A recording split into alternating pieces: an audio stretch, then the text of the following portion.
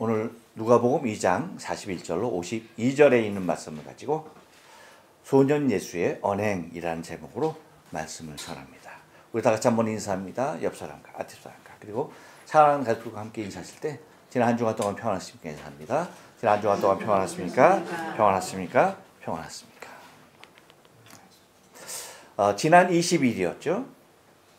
미국의 47대 대통령으로 도널드 트럼프가 취임을 했습니다.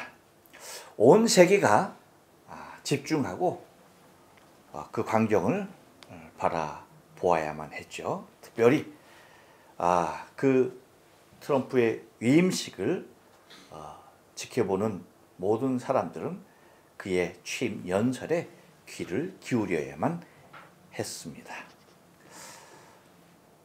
물론 정치적 입장에 따라서 트럼프의 취임이 서로 다른 견해를 가질 수도 있겠지만 저는 종교적인 입장과 그리고 인류 보편적인 입장에 의해서는 매우 환영하는 바입니다. 특별히 미국의 손자들이 있는 저로서는 더더욱 그러했습니다. 여러분들 아시는지 모르시는지 몰라도 저희 손자들이 미국에서 공립학교를 다니지 않고 교회에서 운영하는 사립학교를 다니고 있는데 그것은 뭐 가정이 넉넉해서도 아닙니다. 그리고 학교가 멀어서도 아닙니다. 오직 인간의 성을 인간 스스로가 선택할 수 있게 하는 현재의 공교육의 교육적 환경이 아버지인 목사의 신분으로는 도저히 용납하고 받아들일 수 없는 김산 목사의 판단에 따른 것입니다. 그런데 트럼프 대통령의 취임 연설에서 미국에서는 오직 성은 남성과 여성 이 두 성만 존재한다라는 그러한 선언이 너무나도 인상적이었고 단호했고 그것을 환영할 수밖에 없었고 참 감사했습니다. 그래서 이제 X라는 성은 없어진 겁니다. 그래서 이제 아이들이 공립학교를 가서 교육을 받는다 해도 괜찮겠구나라고 하는 그러한 안도의 한숨을 내쉬게 되었습니다. 여러분, 공교육의 중요성은 아무리 강조해도 더함이 없는 것이죠. 그 모든 것들을 다 초월해서 모든 것에 대하여서 참 감사한 것은 손주들이 지혜롭고 건강하게 잘 자라고 있다는 것입니다.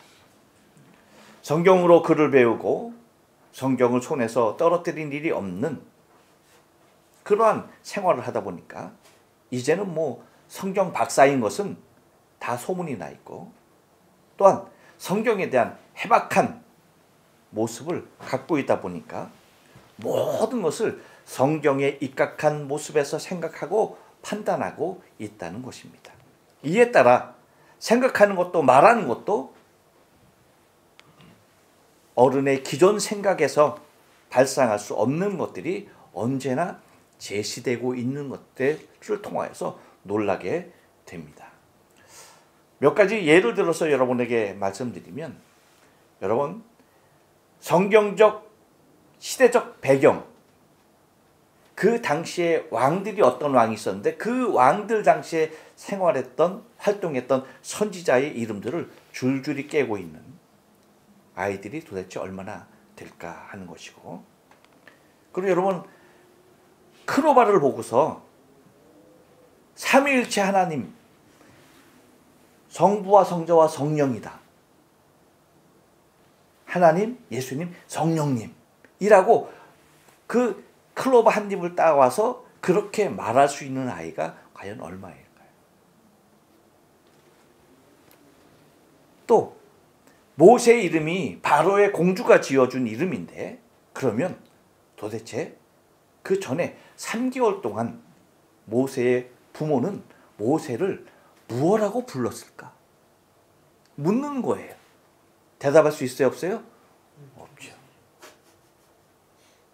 그러니까 아이의 입장에서는 이것이 너무나 궁금한 거야.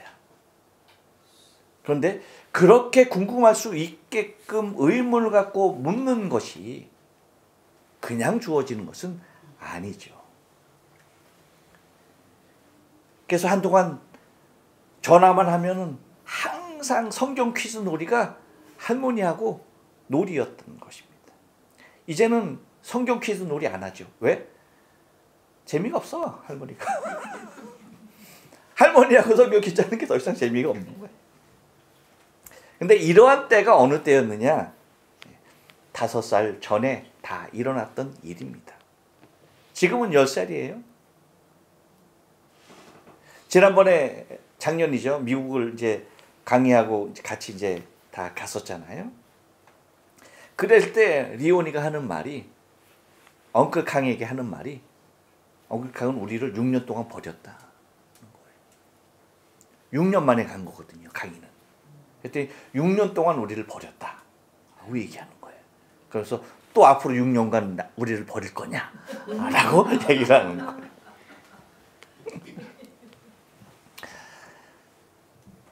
그런 표현이 사람을 놀라게 하는 것이죠. 지금은 이제 애들이 커서 농구에 심취되어 있는데 그 또 농구 거기에 딱 심취되어 있는데 그 농구에만 그냥 심취되었느냐? 아니, 그 농구에 심취된 것이 또 다 성경적 입장에서 다 해석하고 대입하고 전개하고 그리고 결론 내리고, 그러니까 모든 것을 농구에 집중한다 할지라도 결과적으로 뭐예요? 성경. 그래서 예수님이 단장이 된 팀을 만들어서 NBA하고 대결을 하는 거야. 88대 0으로 이겼다. 완벽하게. 그러니까 뭐 어떻게 되었던, 그 다음에 뭐 리시브가 되어 뭐가 되었든 간에 다 뭐예요? 생각하는 그 자체가 다 성경에 입각한 모습에서 이야기하고 그림을 그려놓는데 참 기가 막힐 노릇이죠. 여러분, 우리 옛말에 그런 말이 있죠. 들성 부른 나무는 떡잎부터 한다는 말이 있습니다. 여러분 혹시 미스터 트롯 보세요? 권사님 세련됐네. 어떻게 봤어 그걸? 미스터 트롯 3를 하고 있어. 여러분들은 그냥 못 보지. 나는 봐. 미스터 트롯 3를 하고 있는데 거기에서 세상에 8살짜리가 46살 어른을 상대로 해서 이겼게 졌게. 그렇죠. 여기서 뭐 졌다라고 하면 그건 바보지. 묻는 자체가 뭐예요? 세상에 8살짜리 아이가 트롯을 부르는데 46살 먹은 사람을 이기는 거예요. 여러분, 이 아이가 자라면 무엇이 될까요? 유명한 트롯 가수가 되겠죠. 맞습니다. 이처럼 여러분, 유년 시절의 모습은 많은 사람들의 장래의 모습을 담고 있다는 것이에요. 그러니까 유년 시절의 모습을 잘 보면 그 사람의 장래의 모습이 그 안에 숨겨져 있는 것을 발견하게 된다는 것입니다. 오늘 본문 우리가 4주를 거쳐서 보는 거죠. 그렇죠? 그런데 그 4주를 거쳐서 보는 동안 저희가 49절 말씀은 꽁꽁 숨겨두었어요. 건들질 않았어. 근데 이 49절 말씀이 무엇입니까? 예수님 유년 시절, 이 소년 시절의 어록입니다. 단 한 절만 유일하게 자리하는 거예요. 그것도 딱 뭐예요? 2가지 질문의 형식으로 되어져 있는 문장입니다. 우리는 본문을 통해서 예수께서 12살 될 때에, 그리고 예루살렘에 올라가는 이유, 그 다음에 소년 예수의 성장 배경이라는 제목으로 각각 말씀을 드렸습니다. 그리고 오늘 소년 예수의 언행이란 제목으로 본문 중에 정말 소중히 아껴둔 예수님께서 소년 시절에 하신 말씀 중에 유일하게 성경에 나와 있는 49절을 가지고 은혜를 나누기를 원하는데요. 첫 질문의 문장이 무엇이냐? 어찌하여 나를 찾으셨나이까? 라고 하는 49절 상반절의 말씀입니다. 한번 따라서 합니다. 반문입니다. 예. 무엇에 대한 반문일까요? 48절 그 부모가 보며 놀라 그 모친이 가로되 아이야 어찌하여 우리에게 이렇게 하였느냐 보라 내 아버지와 내가 근심하여 너를 찾았노라 라고 말씀하시는 이 말에 대한 반문인 것이죠. 그러니까 이 반문은 또 뭐 어떤 의미냐면 내가 어찌하여 부모의 근심이 되었느냐라고 말하는 것에 대한 반문이죠. 근데 여러분 그것이 과연 자신이 부모의 근심이 되었는가라고 하는 거예요. 여러분 이 일은 유월절을 마치고 성전을 떠나서 세상으로 나아가는 중에 일어난 일입니다. 여러분 한번 옆 사람에게 얘기해 줄까요? 세상 일은 모르면 태평이고 알면 근심이다. 잘 기억하세요. 세상 일은 모르면 태평이야. 근데 알면 근심이야. 보세요. 내려가는 하루길, 올라가는 사흘길, 총 나흘 동안에 예수는 그들 중에 있었습니까? 없었습니까? 없었어요. 똑같은 상황이에요. 그렇죠? 하지만 첫날 내려가는 길은 전혀 근심이 있었어요? 없었어요? 없었어. 하지만 올라가는 사흘은 어땠어요? 근심 가득했던 것이죠. 이 말은 바꿔서 말하면 무슨 얘기가 되냐면 집으로 내려가는 일이 집으로 내려가는 그 길이 얼마나 기대가 되고 즐거웠으면 네? 그쵸? 애가 있는지 없는지도 모르고 그냥 가는 거야. 여기에 대해서는 이제 후반부에 좀 더 여러분에게 자세히 말씀을 드리겠지만 그 6월절을 마치고 집으로 내려가는 길이 얼마나 기대가 되고 얼마나 기뻤으면 아이가 따라오는지 안 오는지도 모르고 그냥 뭐예요? 올라랄라 하고 내려가는 거야. 이 얘기는 살짝 바꾸어서 여러분 생각하면 무슨 얘기냐면 그들이 지켜야 했던 그 절기가 그들에게 얼마나 힘들었는지를 간접적으로 조명하고 있는 것과 똑같습니다. 무슨 말이에요? 곧 하나님 앞에 형식적으로 나와 앉아있는 그 자체가 뭐예요?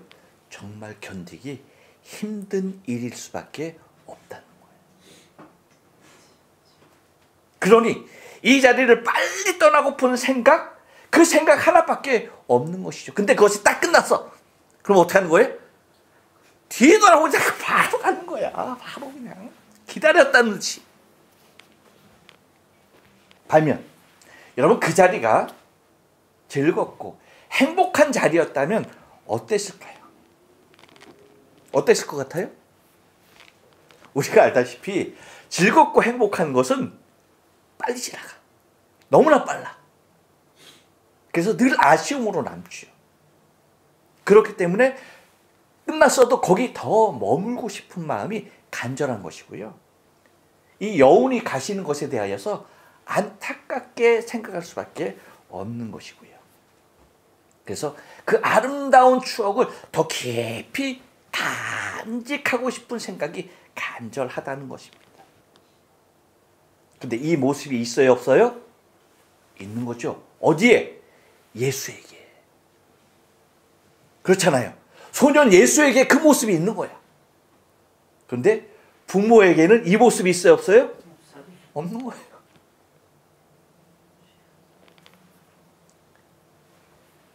여러분, 이렇게 타다시한 소년 예수가 부모의 근심이 되어야 했던 근본적인 이유는 그러면 어디에 있었을까요? 다른 데 있는 게 아닙니다. 곧 유월절의 진정한 의미를 깨닫지 못하고 이것을 그냥 절기의 전례대로 지켜야 했던 자신들 안에 있었던 것이죠. 우리가 기억해야 할 것은 우리의 신앙이 항상 말씀에 참 바탕을 두어야 한다는 것입니다. 여기에 말씀에 바탕을 두지 않으면 우리는 항상 누군가를 향하여 원망하게 된다는 사실이에요. 부모가 예수를 만나서 네가 왜 그렇게 했냐, 네 아버지와 내가 근심하였다 라고 하면서 예수를 향해서 원망하잖아요. 무엇입니까? 문제가 내 안에 있지만 그것을 보지 못하고 오히려 밖으로 드러나는 현상만을 보고 불평하게 된다는 것입니다. 근데 이런 일들이 사실은 우리의 삶 가운데 너무나 많아. 문제는 다 내 안에 있는데 그 내 안에 있는 것을 발견하지 못하고 뭐 하는 거예요? 그냥 밖에 드러나는 현상만 보고 거기가 그것 때문이라고, 너 때문이라고, 그것 때문에 잘못됐다라고 말하는 경우가 많다는 것입니다. 여러분, 안타까운 것은 교회 안에서까지 정치적 이념이 신앙까지 갈라지게 하는 이유가 어디 있습니까? 말씀에 입각한 온전한 신앙을 떠났기 때문입니다. 누군가가 미워지며 원망하는 이유가 어디에 있습니까? 다른 데 있지 않아요. 여러분, 누군가가 미워. 근데 그 사람은 항상 그 모습이야. 그래요, 안 그래요? 그 사람은 항상 그 모습이고 항상 그 자리에 있는 거예요. 변한 자신을 발견하지 못하고 있는 것뿐입니다. 예수는 첫날부터 지금 오늘 그 부모가 만나는 그 순간까지 어디에 있었습니까? 성전에 있었어요. 예수는 맡긴 게 아무것도 없습니다. 단지 세상에 도취하여서 그 길을 떠났던 자신들만 모르고 있었던 것이죠. 한번 따라 삽시다. 문제는 항상 원망하는 사람에게 있다. 문제는 언제나 미워하는 사람에게 있다. 근심은 항상 세상에 있다. 여러분, 그렇기 때문에 만약에 나에게 근심이 있다? 그럼 어떻게 생각하면 되겠어요? 아, 내가 세상에 있구나. 무슨 말인지 알겠어요? 내게 근심이 들어왔어. 그러면 이것을 어떻게 생각하면 돼? 아, 내가 지금 세상에 있구나 생각하면 정답이에요. 아셨습니까? 지금 근심이 있어요, 없어요? 여러분에게 지금 근심이 있어요, 없어요? 없어요? 만약에 있다? 그러면 아, 내가 지금 예배하고 있지만 나는 세상에 있구나 생각하시면 되는 거예요. 근데 세상에 있어도 근심이 없다. 그럼 어디에 있는 거야? 나는 주님 안에 있는 것이.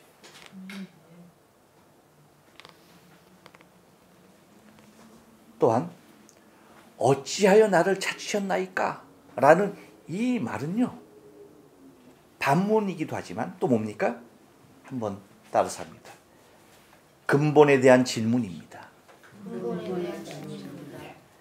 아까 말씀드렸듯이 여러분, 유월절 기간은 결코 쉬운 시간이 아니라는 것이죠. 유월절을 지키는 것이 결코 단순한 일이 아니라는 것입니다. 왜요? 일주일 내내 무교병을 먹습니다. 그리고 잠자리가 어려워요. 제가 나이가 들다 보니까 어려워지는 것이 있더라고요. 이 잠자리가 바뀌면 힘들어. 아무리 좋은 곳에서 아무리 편안한 곳에서 자도요, 잠자리가 바뀌면 뭐예요? 힘들어. 그래서 연세 든 분들이 항상 그냥 집에 돌아가서 자려고 하는 이유가 어디 있어요? 아무리 학고방 같은 집이라도 거기가 편한 거예요. 그러니까 속히 집으로 돌아가기를 원했던 어른들의 마음, 여러분 우리가 충분히 이해하죠.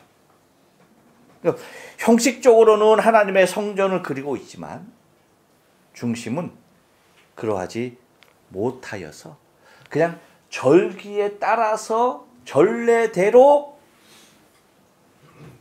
치러지게 되는 유월절이다 보니까 그들은 너무나도 힘든 시간들을 지내야 했던 것입니다. 반면 12살이었던 나이였지만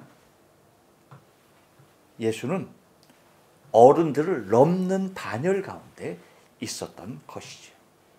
모든 문제는 성전에서 멀어지면 발생하게 되는 것입니다. 곧 뭐냐면 하나님에게서 멀어지면은 뭐예요?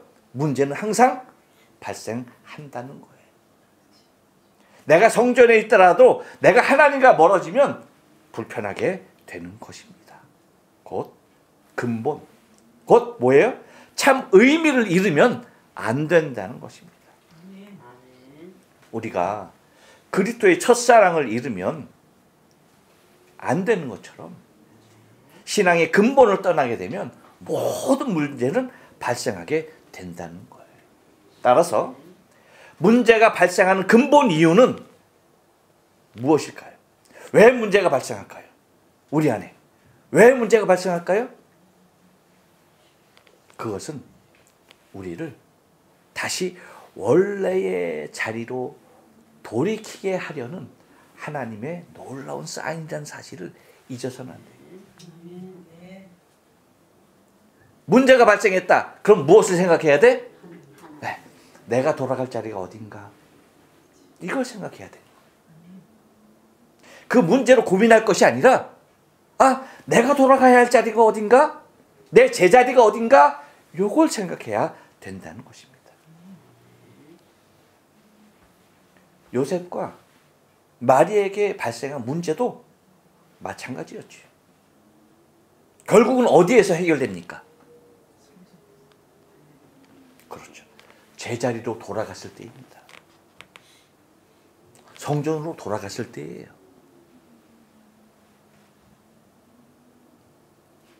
여러분 산행하다가 길을 잃으면 어떡하라고 그래요? 또 다시 정상으로 올라가라고 그러죠. 왜? 거기서 큰 그림 딱 보고 그리로 내려가라는 거예요. 제자리를 찾는 게 중요한 것입니다. 그래서 우리 안에 문제가 발생된다. 그것은 뭐예요? 우리 안에 제자리를 찾으라고 하는 사인이라는 사실을 잊어서는 안 된다는 것이죠. 곧 유월절의 참 의미를 깨닫게 된다고 한다면 예루살렘으로 올라가는 것이 결코 아무런 문제가 없는 것입니다. 근본을 잊고 행하는 모든 일은 오직 피곤할 뿐이에요. 근본을 찾는다면 7일 동안 무교병을 먹는다 할지라도 감사한 일일 수밖에 없는 것이고요. 7일간 텐트에서 자는 것이라고 할지라도 단잠을 이룰 수가 있는 것입니다. 하지만 근본에서 떠나 있다면 한 끼의 무교병도 힘든 양식이 되는 것이고 단 하루의 텐트도 고역이 아닐 수가 없는 것입니다.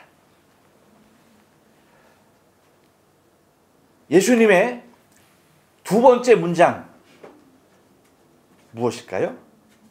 49절 하반절이죠. 다 같이 읽고요. 내가 시작. 내가 내 아버지 집에 있어야 될 줄 알지 못하였나이까. 이 말씀이에요. 이 말씀은 한번 따라서 합니다.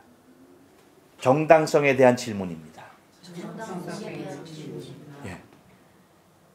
과연 그 질문이 옳은가 하는 것이에요. 그렇다면 무엇이 옳은가 우리가 생각해야 되겠죠. 먼저 여러분, 부모의 정당성을 한번 우리가 생각해 보지 않을 수가 없는 것입니다.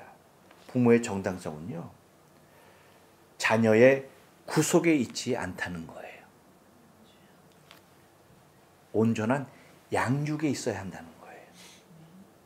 매우 중요한 것입니다.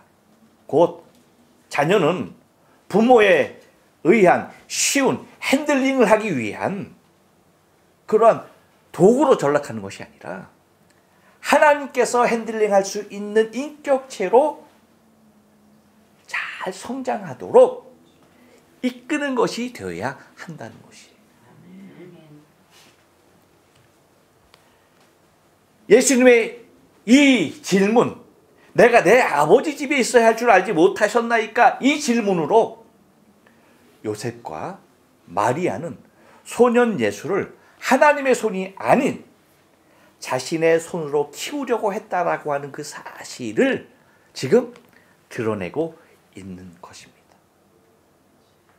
곧 그러한 부모의 의도가 얼마나 위험한지에 대한 의미를 지금 전달하고 있는 것입니다.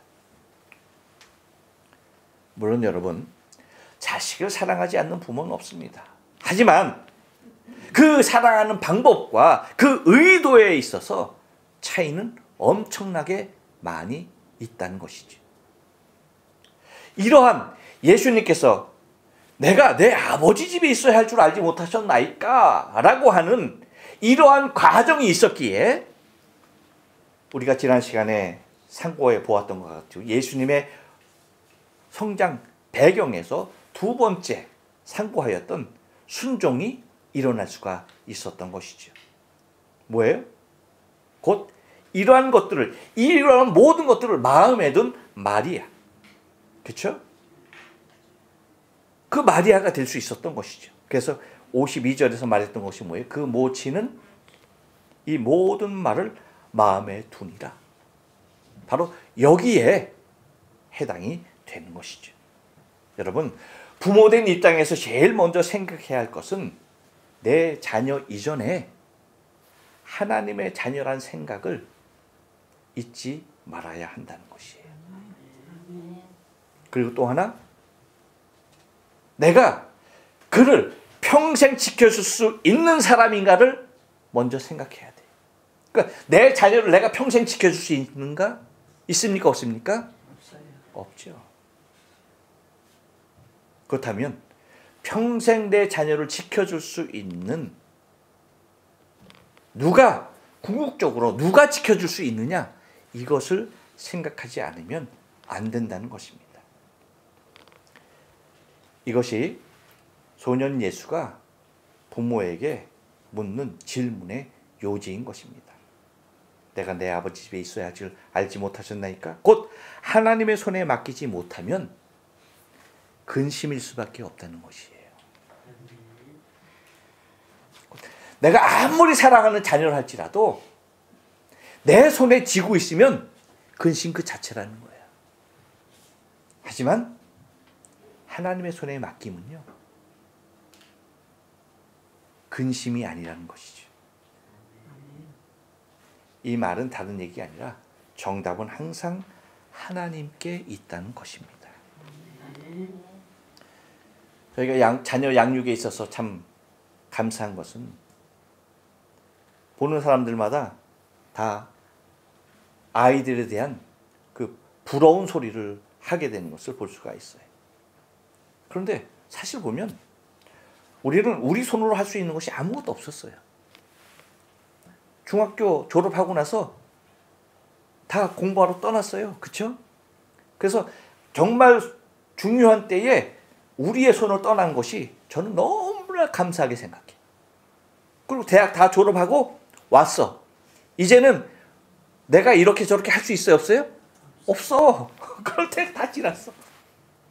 그렇기 때문에 모든 사람들이 부러워하는 아이들로 자라지 않았는가 생각이 돼요. 만약에 생각해 봐요. 지금도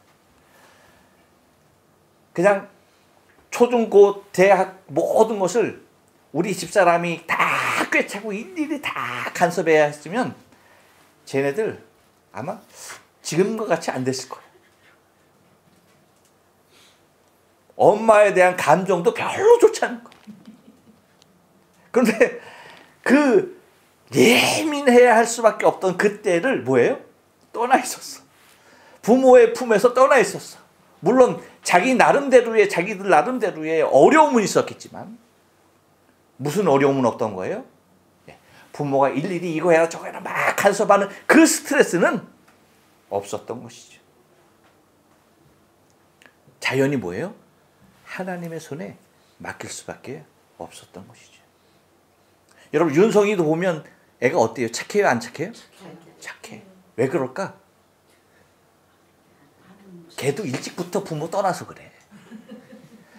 아이고 내가 아는데 만약에 엄마 품에 있었다면 아이고 정말 보인다 보여. 그렇죠? 근데 뭐예요? 일찌감치 떠나 있었어. 걔도 방임이야. 그러다 보니까 뭐예요? 하나님이 다 알아서 키워주시는 거예요. 이와 같은 것이죠. 또한 여러분 내가 내 아버지 집에 있어야 할 줄 알지 못하셨나이까? 라고 하는 이 말은요. 한 번 더 따라서 합니다. 무엇에 대한 다시 무엇에 대한 애착이 큰가의 질문입니다.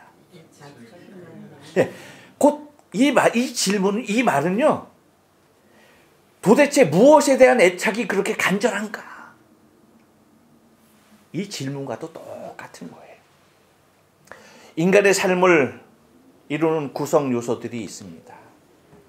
여기에는 의식주를 포함한 가족의 구성, 직업, 이웃, 신앙, 또한 상호관계들 이런 모든 것들이 다 자리합니다.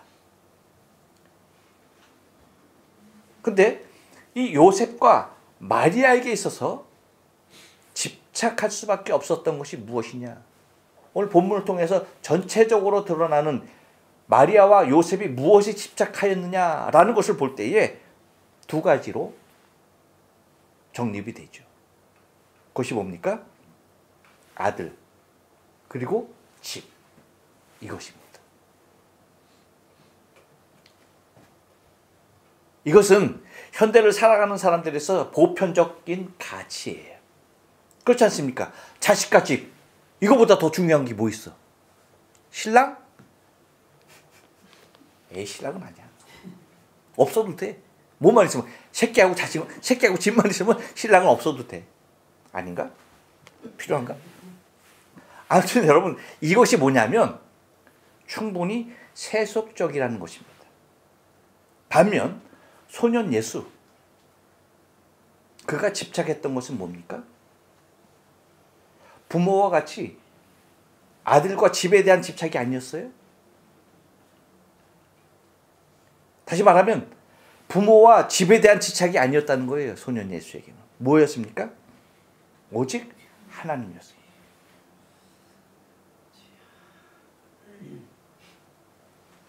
곧 부모와의 현저한 차이를 발견하게 됩니다. 그런데 여러분 소년 예수에게 하나님 그것만이 전체적인 사랑의 대상이었다라고 하는 것은 이것은 소년 예수에게만 국한된 얘기겠어요? 아니죠. 전 시대, 전 세대를 거쳐서 자리해야 할 절대적인 가치라는 거예요. 그래 안 그래요? 우리 인생에 있어서 어떤 인생에 있어서나 이것은 가장 귀한 모습으로 자리해야 할 가장 표본이 되어지는 일이라는 것입니다. 하지만 우리의 삶에 있어서 가장 애착이 있어야 하는 부분이 이러한 부분임에도 단 영적인 부분임에도 불구하고 육적인 부분에 치우쳐져 있는 모습의 때가 많이 있다는 것이죠. 영적인 것이 아무리 축적된다 할지라도 육적인 것에 미흡하면 여러분 많은 사람들이 불안에 떨게 되어지는 것을 바라보게 되어지죠. 하지만 우리가 기억해야 할 것은 인간은 처음부터 영과 육이 함께 존재한다는 사실을 기억해야 돼요. 그런데 그렇기 때문에 어딘가가 부족하게 되면 불균형을 이루고 무너지게 됩니다. 특별히 영적인 면에서는 더더욱 그렇습니다. 만약에 육적인 면에서도 우리가 영생한다라고 한다면 문제는 달라져요. 우리 육이 죽지 아니하고 영원히 산다라고 한다면 영육은 뭐예요? 동일한 모습으로 가야 돼. 그래야 안 그래요? 그래요. 하지만 영육은 동일한 모습으로 있지 않아요. 육은 제한적인 수명을 살아야만 합니다. 그렇죠? 아무리 오래 살아도 여러분 자신 있게 몇 년간 살 수 있을 것 같아요? 자, 100살 넘어서 살 사람 손 들어보세요. 나밖에 없네. 아, 여러분들 그렇게 살 거야. 빨리 손 들어. 120까지는 다 살 거야. 아멘? 아멘. 예, 그래요. 아멘 안 하는 사람이 둘이 있는데 저 사람들은 120까지가 아니라 130이어서 아멘 안 하는 거니까 오해하지 마시고요. 그런데 봐요. 따라서 영원할 수밖에 없는 영혼이 중심된 삶이 그쪽으로 무게를 두어야만 한다는 것입니다. 그래 안 그래요? 어디에 비중을 더 두어야 하는지, 그것은 우리가 무엇이 더 중요한가, 그것입니다. 왜냐하면 육은 아무리 우리가 오래 산다 할지라도 제한이 있다는 겁니다. 하지만 영은 어때요? 예, 영원할 수밖에 없는 생명이기에 우리가 그쪽에 더 큰 비중을 두어야만이 옳다는 것입니다. 육신은 우리가 흔히 그러잖아요. 이래도 한 세상, 저래도 한 세상이에요. 그러니까 잘 살아도 한 세상, 못 살아도 한 세상이라는 겁니다. 그러니까 이런들 어떠하리 저런들 어떠하리 그런 사는 겁니다. 그것이 뭐예요? 육의 생명이에요. 하지만 영은 결코 그렇지 않기 때문입니다. 곧 지속되기 때문입니다. 곧 영원으로 이어지는 삶이기 때문에, 그렇기 때문에 영원한 시간의 주인 되시는 하나님에게 집중하며 사는 삶이 중요하다는 거예요. 그것이 영적인 삶이라는 거예요. 곧 예수님과 같이 하나님을 향한 사랑이 우리의 애착이 되어야 한다는 것입니다. 예수님은 아버지의 집인 성전에서 아버지와 함께 하는 것이 행복했던 것이고, 여기에 자신의 애착이 깊게 있었던 것입니다. 아버지 하나님을 향한 사랑으로 가득하게 될 때, 그런 상태에서 장성한 예수님은 어떠한 모습으로 바뀝니까? 그 부모가 자식과 집에 집착했던 것과는 반면 예수님은 성장에서 공생의 사역에서 어떠한 모습을 보여요? 공중에 새도 집이 있고 여우도 굴이 있지만 인자는 뭐예요? 머리 둘 곳이 없다. 그러니까 집이 없어도 뭐예요? 아무런 상관이 없으셨다는 거예요. 곧 육신의 삶에 대한 근심이 들어올 수 있었다 없었다? 없었다는 겁니다.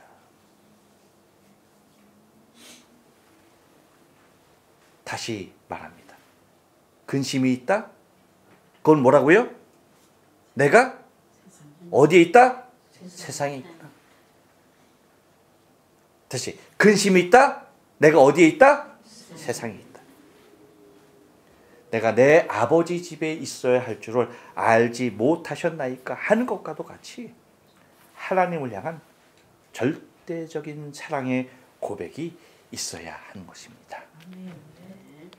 이것이 예수님께서 어린 소년 시절에 남긴 언행으로서 두 가지의 질문. 어찌하여 나를 찾으셨나이까? 내가 내 아버지 집에 있어야 할 줄을 알지 못하셨나이까? 이것을 통하여서 우리에게 말씀하고 있는 주의 음성인 것입니다. 기도하겠습니다.